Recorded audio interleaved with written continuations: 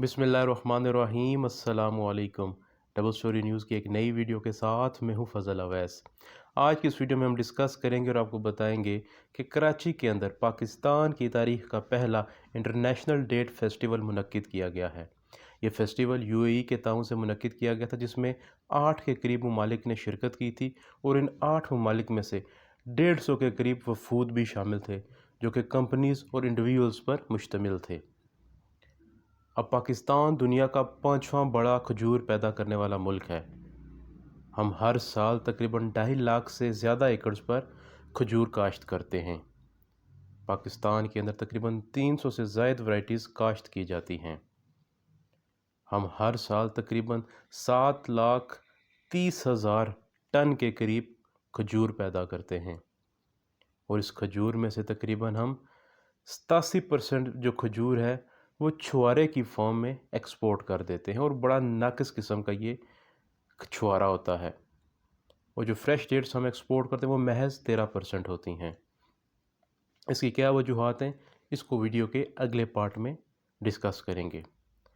अब पाकिस्तान की अगर बात की जाए तो पाकिस्तान वो वाहिद मुल्क है, जब गल्फ़ कंट्रीज़ डेवलप हो रही थी 70s और 80s की दहाई में, तो पाकिस्तान ने खजूरों के पौधे जो कि लाखों की तादाद में थे इन ममालिक में भिजवाए थे और उन गल्फ़ कंट्रीज़ ने इनके ऊपर रिसर्च और डेवलपमेंट के ज़रिए इन पर यकीनी तौर पर पैसा ख़र्च किया और अपनी जो प्लांटेशन टेक्निक है, जो फार्मिंग टेक्निक्स हैं, उनको काफ़ी हद तक मौसर और बेहतर बनाया, जिससे आज गल्फ़ कंट्रीज़ खजूर पैदा करने वाले ममालिक में सर फहरिस्त हैं।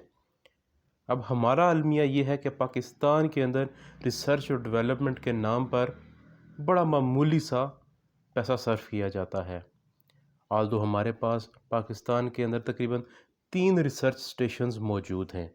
एक सिंध के अंदर है, एक बहावलपुर में यानी कि चोलिस्तान डेजर्ट के करीब, और तीसरा जंग में। अब इन पर दर्जनों की वैराइटीज़ ऐसी हैं जिनके ऊपर काम हो रहा है, तहकीक हो रही है, लेकिन फ्रूटफुल उसमें से जो आउटपुट है वो बड़ा मिनिमम है जो हम हासिल कर रहे हैं। अब पाकिस्तान की जो प्रोडक्शन है, पाकिस्तान खजूर एक्सपोर्ट करने वाला दुनिया का तीसरा बड़ा मुल्क है। यानी कि 7,30,000 टन जो खजूर हम पैदा करते हैं उसमें से तकरीबन हम 1 लाख से 1,20,000 टन खजूर एक्सपोर्ट करते हैं दुनिया के 30 ममालिक के अंदर। अब इस खजूर को एक्सपोर्ट करने से जो हम आमदनी हासिल करते हैं वो महज $50 मिलियन के करीब है, जो कि ना होने के बराबर है। ज़राई मुल्क होने के नाते और अपने पास जो खजूर की मुताबिकत से जो हमारा रकबा है बेशुमार होने के नाते, हमें तो चाहिए कि हम दुनिया के टॉप ममालिक में शामिल हों वैल्यू एडिशन के एतबार से। वैल्यू एडिशन की बात अगर की जाए तो हम दुनिया में 9वें नंबर पर स्टैंड करते हैं। पाकिस्तान के अंदर वैल्यू एडिशन का सिर्फ एक प्लांट मौजूद है, वो भी यूएई की मेहरबानी से बलूचिस्तान के अंदर लगाया गया था। अब ये वैल्यू एडिशन पाकिस्तान को बिलियंस ऑफ डॉलर्स का रेवेन्यू जनरेट करके दे सकती है अगर कोई इस जानिब तवज्जो करे। अब पूरे पाकिस्तान की अगर बात करें तो सिंध का जो हमारा प्रोविंस है वो पूरे पाकिस्तान का तकरीबन 60% के करीब खजूर पैदा करता है। उसके बाद दूसरे नंबर पर हमारा बलूचिस्तान आता है, जो कि तकरीबन 33% खजूर पैदा करता है, और जो हमारा प्रोसेसिंग प्लांट है ये भी बलूचिस्तान में ही है। पंजगूर के एरिया में ये प्लांट इंस्टॉल किया गया है और पंजगूर ही में हमारी जो है जो वैल्यू एडिशन है खजूर की वो हो रही है। अब मज़ाफ़ती खजूर या मज़ाफ़ाती खजूर उसको कहते हैं, वो उसको प्रोसेस करके पैक करके पूरी दुनिया में एक्सपोर्ट करते हैं। और यकीनी तौर पर अब एक प्लांट से हम कितना ही वैल्यू एडिशन हम कर सकते हैं, कितनी ही प्रोडक्ट के अंदर बेहतरी ला सकते हैं, ये आप बखूबी इसका अंदाज़ा लगा सकते हैं।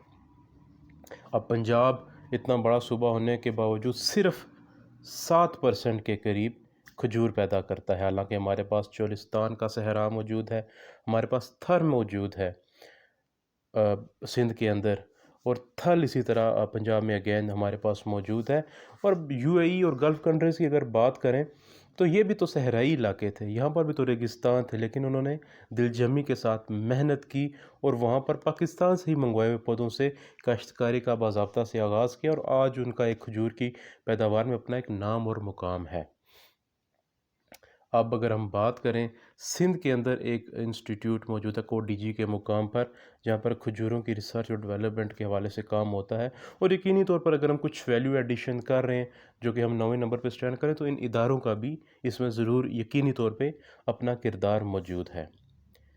اب تیسرا بڑا ایکسپورٹر ہونے کے باوجود، 5واں بڑا کھجور پیدا کرنے والے ملک ہونے کے باوجود، ہم رمضان کے اندر کھجوریں امپورٹ کر رہے ہوتے ہیں، اور ٹنوں کے حساب سے کھجوریں ہم امپورٹ کرتے ہیں۔ اس کی بڑی وجہ یہ ہے کہ ہمارے ہاں وہ کوالٹی کی کھجور پیدا نہیں ہوتی جو کہ رمضان کے اندر جو لوگ ہیں وہ ڈیمانڈ کرتے ہیں۔